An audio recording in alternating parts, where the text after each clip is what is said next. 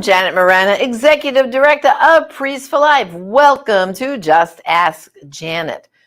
Well, do you know what is the most dangerous three little words in China? It's called "it's a girl." Did you ever think that phrase, "it's a girl," would be so dangerous? But in China, it is. So right now, I'm going to show you a video about how to save these baby girls in China. And when we come back, I have a special guest who's really going to unpack the tragedy of this one-child and now two-child policy in China. So let's take a look at Save the Girls.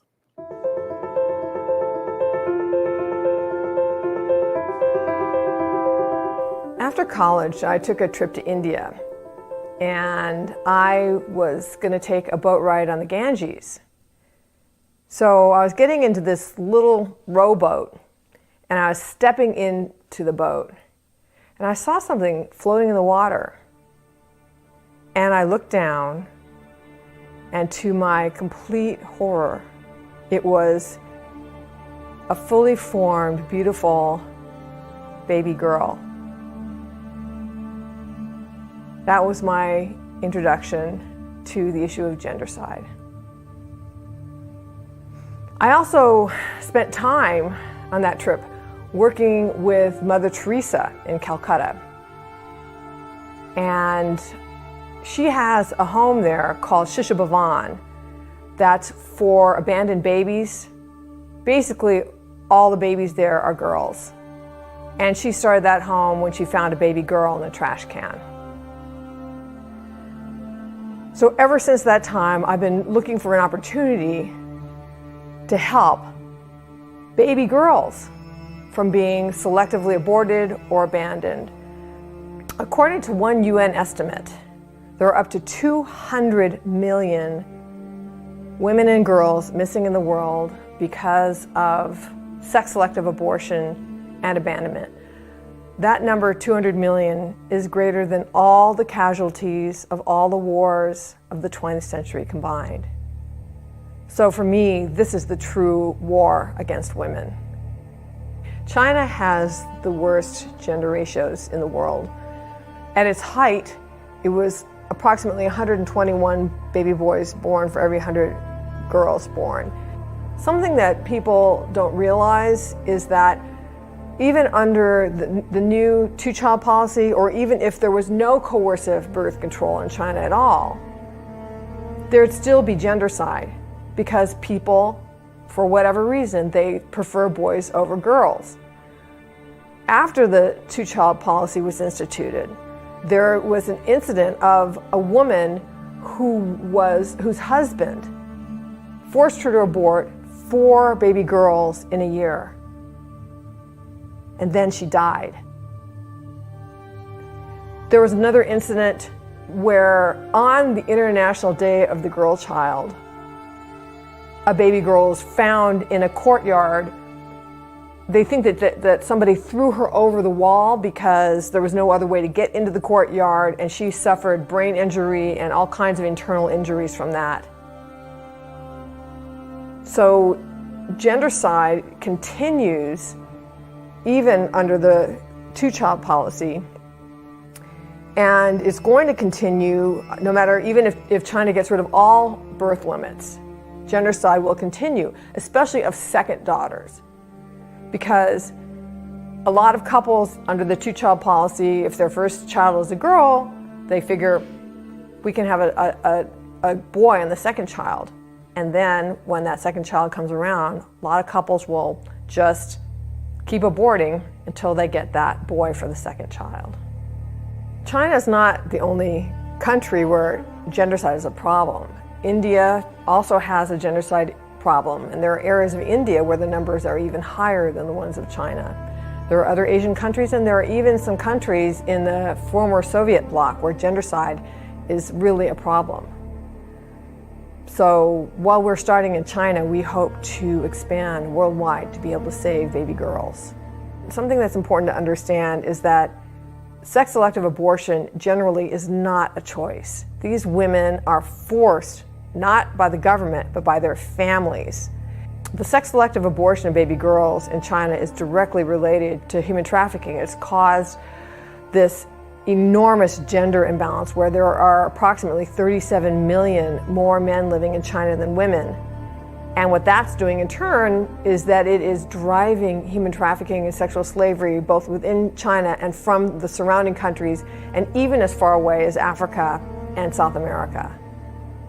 Women's Rights Without Frontiers is unique in that we are the only organization that has a network inside of China that is actively saving baby girls.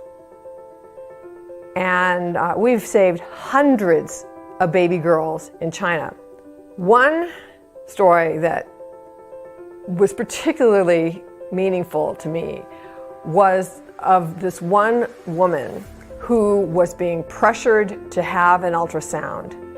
And she dragged her feet, finally went into the ultrasound, and discovered not only did she have one, but she was carrying 2 baby girls. So even under the 2-child policy, she would have used up her entire quota and both of them would have been girls. So her mother-in-law started the pressure for her to abort those baby girls, and she didn't want to. She wanted to give birth to her daughters, and she didn't know what to do. So fortunately, our field worker found out about this and went to her door and said, "Congratulations on your twin daughters. Girls are as good as boys, and we're not only going to offer you 1, but we will offer you 2 monthly stipends for a year to empower you to keep your daughters." And with the encouragement and with the promise of resources, she was able to convince her mother-in-law, convince her husband to allow her to give birth to these girls. And now, of course, everybody's in love with these baby girls. They're totally adorable. The message of sex-selective abortion is that females are so worthless that they deserve to die. I believe that this is the most violent form of sex discrimination that exists. And we at Women's Rights Without Frontiers believe that every girl has a right to draw breath on this earth, and that every woman has the right to give birth to her daughter. Girls do not deserve to be terminated just for the crime of being female. Our field workers on the ground in China are incredibly brave. They're flying under the radar screen from the Chinese Communist Party at great risk for themselves. They go in rain, sleet, snow, and make sure that those women get that stipend every month that helps them support their daughters. And they need our help. Not only that, but we're only in one little area of China. All the girls of China deserve to be saved. And not only that, but all the girls in India and all the countries where sex-selective abortion and abandonment are rampant. So I would invite you to join me in what I think is the greatest women's rights battle of our age.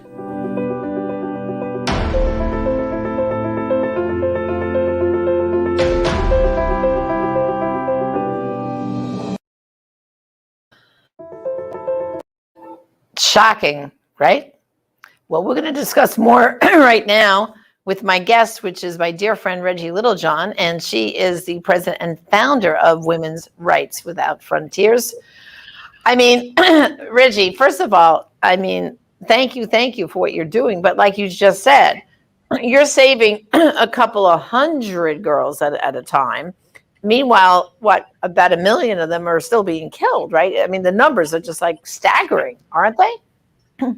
Well, Janet, we've saved hundreds of baby girls in China, and we would love to be able to save many, many more. But it's all a matter of resources, and it's also a matter of finding field workers who are willing to take on this work. So we are the only organization in the world that is able to save any baby girls in China, because the work is very, very dangerous for the field workers. And so we would love to do more, but it's not so easy to find people who are willing to put their lives and their freedom on the line inside of China to do this work. But we need to support the people doing it. So in the very beginning, Reggie, how did you, how many trips to China did you make? How did you even begin to create this network of field workers on the ground? Well, I went to China in the 80s, and this is before I started doing this work. And my husband and I took an expedition to Western Tibet, and we saw a very brutal crackdown, or we saw the results of a very brutal crackdown of the Chinese government against the Tibetans. And at that time, I said, if I ever have the ability to tell the world the truth about this government, I will do it. Then I worked with Mother Teresa in Shisha Bhavan and saw her work on behalf of baby girls. And it just really touched my heart. And then fast forward, I went to Yale Law School. I became an attorney and became aware of forced abortion in China. Forced abortion and forced sterilization. I represented a refugee who had been forcibly aborted and sterilized in China. And so that was in the mid 90s. And that's where I became aware of this. I knew that China had a one-child policy, but I did not know it was enforced, or forced abortion, including up to the 9th month of pregnancy. So Right. I left the practice of law and founded this organization. And now we are saving baby girls. And as you know, we are also saving widows in China, but we can talk about that some other time. I know. And Reggie, I've known you for quite a few years, and I've been following your work. I think one of the most horrific pictures that you had was of one of these Chinese women. She was literally strapped down to a bed and forcibly aborted, and that baby was, I think she was either the 7th, 8th month. This baby could have lived outside the womb, and then they forcibly aborted her, and there was that aborted baby now killed, laying next to her in the bed. I always, that image, Reggie, has always stuck in my mind. And I remember you saying to me, well, Janet, that's happening every day in China. That's every day. See, this is the thing. The Chinese government is a brutal totalitarian regime. And if you dare to talk to Western media or expose their atrocities, you will be persecuted. Your whole family will be persecuted terribly. And so only people who are willing to expose these things, like she allowed her husband to take that photograph, she allowed him to post it, is basically she didn't care whether she lived or she died. And that also is the way that I was able to expose these atrocities. And the first time I testified before Congress is there was a man and his wife, and she had been forcibly aborted at, I think it was 7 months. Right. And they were so emotionally shattered by that experience that they together made the decision that they did not care whether they would live or whether they would die. And he went to all the surrounding villages and documented horrific late-term forced abortions, including one in which the woman died because she was forcibly aborted at 9 months, and got that information out into the United States, and it came into my hands. And that was where I was able to blow out of the water the Chinese lie that the one-child policy was voluntary. It's completely coercive. Right. And you know what it is too, Reggie? It's creating a culture, like you're saying, among these people that it's kind of like there's the forced abortions, but then there's the ones that they're so afraid that if the government, right, because if they're pregnant with a second child, the government what do they keep track of them, they know it, right? It's a problem, isn't it? Right. So that's right. But it's moved to a 2-child policy so people can have a second child. So now we're talking about a 3rd child. And there was a Radio Free Asia article that came out, I think it was last fall, that said that according to an official Chinese government statistic, last year that there were 8 million abortions of so-called extra children, out-of-plan children. Those would have been 3rd children or women who were not married. So what you're saying is, let's say those 8 million people, some of them might have walked into the abortion clinic themselves under their own power, because if you have an illegal pregnancy, you have a choice. You can either walk in yourself, or you can have the police, break down your doors and drag you in. And some women just decide that they'll go in themselves, but that's still a forced abortion. Now, something I need to mention, Janet, is that news has come out just in the last 6 months of tremendous forced abortion in the Xinjiang province of the Uyghur people. and interning them in basically what amounts to concentration camps, forced sterilizations as well. So this and Secretary of State Pompeo on his last day in office officially declared this to be genocide. So this is still happening in China today. Unbelievable. So now, so Reggie, let's say a woman, like you just said, they either go in voluntarily or they get dragged in to abort that baby. What happens now because you have some good stories there that little baby girl twins are adorable. The field workers you find contacts this couple and says, okay, don't abort these babies. We're going to give you some, like a stipend every month to help you with your bills. But then what stops the government from finding out, oh, you kept 2 baby girls? Like, what kind of protection is there? Thank you for asking that question. And it's important for me to clarify. There are 2 kinds of abortions that we are addressing in China. One is the forced abortion by the government if you are pregnant without permission. And so that would be a government enforced forced abortion. And that's what's happening in Xinjiang a lot. But then there are other abortions that I would also consider to be forced abortions, but they are not done by the government. They're done by the family. So these would be legal pregnancies. Most of the babies that we're supporting are legal pregnancies. We have a few third children, but what happens is that a couple and we're in the countryside, and I can't tell you where because I need to protect the field workers. But so a couple will have a girl for the first child. Usually that's not an issue. It's when you have a girl for the second child and they want a boy for that second child. And so then they want to either abort or abandon or give away, whatever. That it's usually the husband and his parents that are pressuring the wife to abort or abandon her baby girl. And what we do is we go to her door. So we've got field workers, and these are not Americans. These are people who are from those villages, right? Local people. Right. Go to her door and say, congratulations on your baby girl. Girls are as good as boys. And we will enable you to keep your baby girl by giving you this a monthly stipend for a year. And so what that does is it doesn't just pay the expenses. It enables the mother of the daughter to go to her mother-in-law and to her husband and say, look, I can't abort. I can't abandon this baby girl. She's a lucky girl. She's already bringing money into the family. So it gives her like negotiating power to keep her daughter. And we've had a very high success rate with that. That's amazing. Imagine that you have to negotiate to let your baby girl breathe air. I mean, it's just crazy. But you know what it is? It's the government has set it up like this, right? Because they want, to carry on the family name, probably a boy, but because they're having this 2-child policy now, well, if you're misfortunate to have 2 girls, then, it's really setting them up for failure, right? That's right. And that's why China is the only country in the world with a coercive birth limit of 2 children. And they have the worst gender ratio of any country in the world because it's totally related. Because you have this harsh birth limit. And then most people want to have a boy as being one of those children. So if you have a second daughter, you're in trouble. That daughter is in trouble.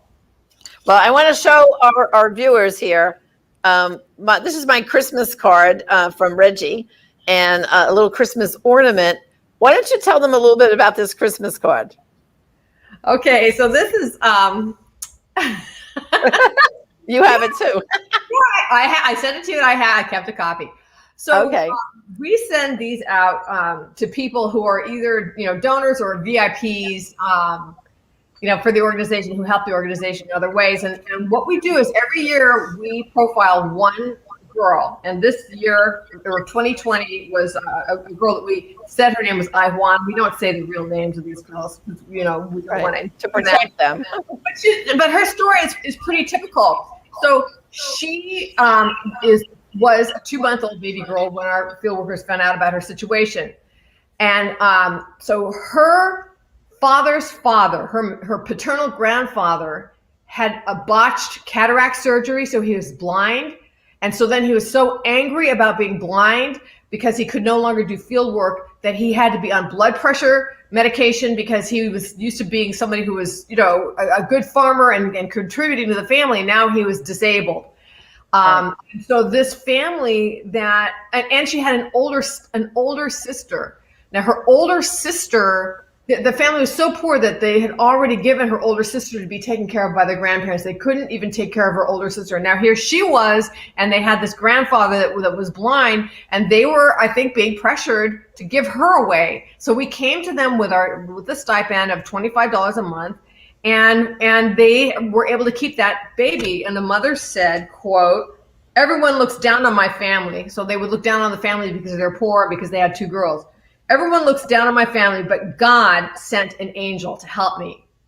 So there's so many people in China that we are angels, that our field workers are angels. Yeah. And at great risk to themselves. Yes. So, Reggie, I want you to tell our viewers about your website, and if they want to help support your work, how to go about doing this. Because I think, brothers and sisters, everyone, you've got to be inspired right now to want to donate some more money. Because, see, the more stipends that Reggie can provide, the more girls we can save. So just tell them how to get to your website and how to donate. So, well, thank you, Janet. That's a very kind question. Our website is womensrightswithoutfrontiers.org. I know it's just a mouthful. I wish I had not done. I wish I had named it a simpler name, but it's womensrightswithoutfrontiers.org. Or you can just look up Reggie Littlejohn, and my site will come up. So then, when you get on the site, the first thing you're going to see is that there's two big red buttons on the right-hand side of the site. One says "Save a Girl," one says "Save a Widow." So you click "Save a Girl," and then when you click "Save a Girl," you can see the video that Janet just showed, and then you can see a little bit more about what we do, and then you can donate. And you can donate, make a one-time donation, or you can make a monthly donation and help us save girls. But please write "Save a Girl" in the memo so that we know that you want it to be restricted, and then that money goes into a separate bank account that's only for our work in China, saving girls and saving widows. Right. Well, I have to tell you, Reggie, when this taping is over, I'm going to have to go there and donate. I have to make it be a monthly donor. I have to save the girls. Too. We can donate to each other. That's right. That's right. I just want you to go back. We only have a few minutes left, but I want you to just go back for a minute, because you also mentioned in that video that India has also a problem. But in India, there's not a policy like in China where the government is doing it. In India, from what I know, it's more cultural, isn't it? Right. It's a cultural thing. Right. So they both have the cultural thing of son preference. Right. China has the one-child policy, which is the coercive low birth limit that really drives sex-selective abortion. India has a dowry system, and that also drives sex-selective abortion because girls are so much more expensive than boys. So in India, and by the way, this is illegal in India. The dowry system is illegal, but people do it anyway, especially in the countryside. That a family in the countryside knows that when a young girl becomes marriage age, that they're going to have to pay a dowry to the boy's family. So that dowry, it depends on the income of the family. For some families it might be a cow. For wealthier families it might be a Mercedes Benz or a yacht. But they're going to have to cough up a dowry to get her married. And whereas if they have a son, they're going to receive a dowry.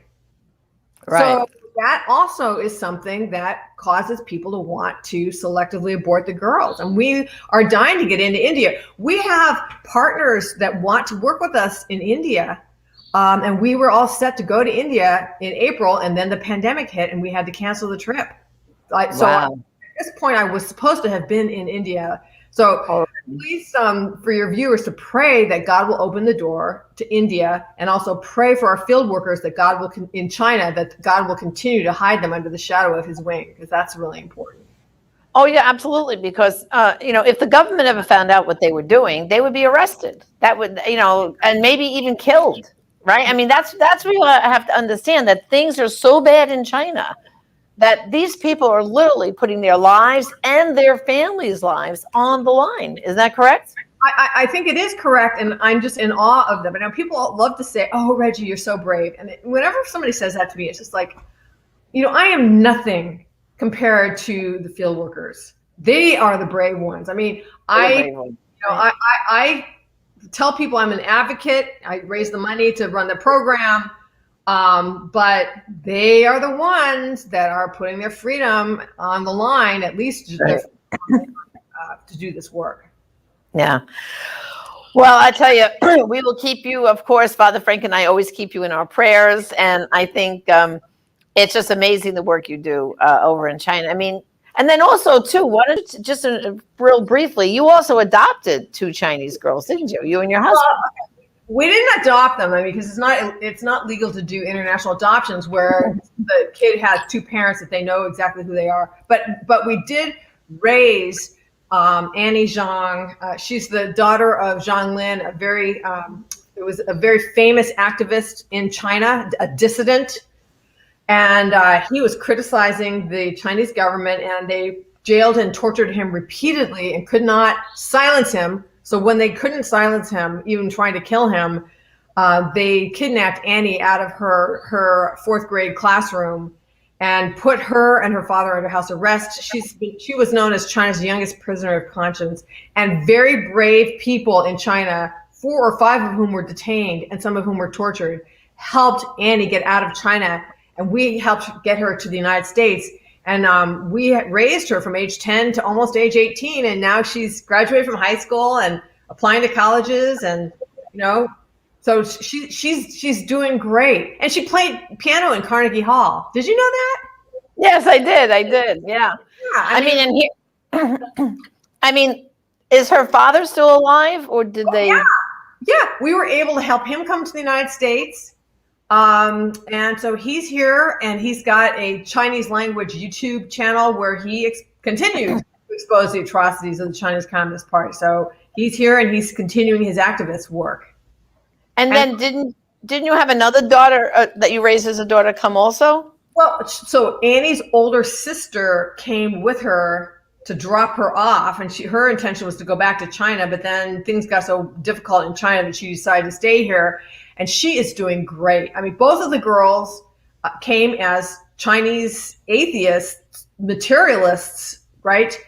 And we brought them to the San Jose Chinese Catholic Mission. They both accepted the Lord. I was their I was their sponsor when they were baptized, along with my husband, who converted from being a Methodist to being a Catholic.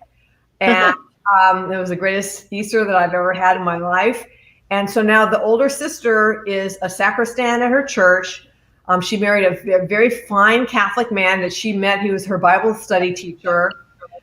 She has put herself through college. She's going to be graduating this spring in accounting, and she has a job at one of the top 5 accounting firms in the world. So she's just a brilliant and beautiful success story of legal immigration.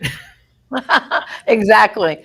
Well, Reggie, I just want to thank you for joining me today, and God bless your work. And again, brothers and sisters, it's Women's Rights Without Frontiers.org. I encourage you to go there, give a one-time gift, or if you can afford a monthly gift, that will help Reggie and the field workers save more baby girls in China. So thank you, Reggie, for joining me today. God bless. You, Janet, and God bless you, and God bless Father Frank and Priest for Life. Okay. Well, brothers and sisters, I hope this was an eye-opening opportunity for you. I know I've known Reggie for a very long time, and I've just never ceased to be amazed about the wonderful work she and those field workers are doing in China. And of course, they need more help, so I'm hoping you can do that. So this is Janet Morena, Executive Director of Priest for Life. Thank you for joining me on Just Ask Janet.